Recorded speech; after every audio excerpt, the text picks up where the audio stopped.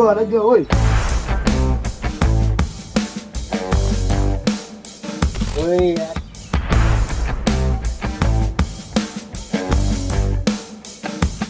Dia, oi. Hey. Oi, tolong. Tolong Ali. Tak kena. Oi, Jom. Amboi, syoknya main game.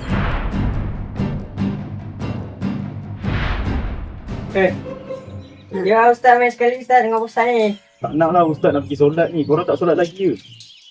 sekejap lagi lah Ustaz. Kita nak main game ni.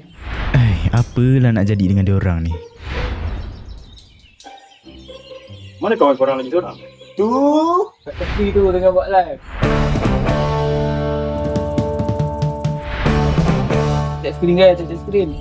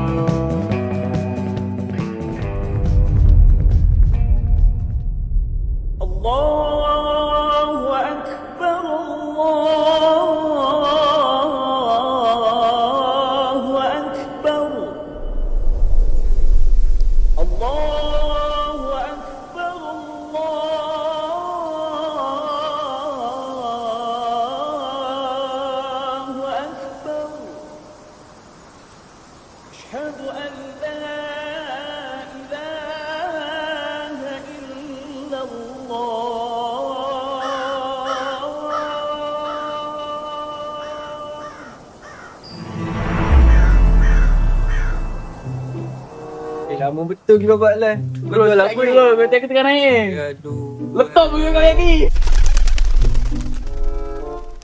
Sekejap lah, ring aku tinggal satu ni.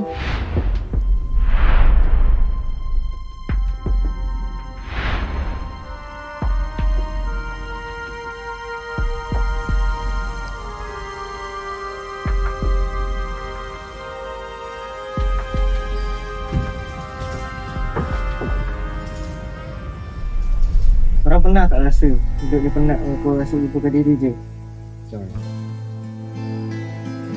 Kadang kita leka sangat sampai hati pun jadi kosong. Surah Al-Mu'minun ayat yang ketiga. Dan mereka yang menjauhkan diri daripada perbuatan dan perkataan yang sia-sia. Rasa kosong lah. Sebab hati kita terlalu penuh dengan ni. Guys, aku nak off dulu lah guys.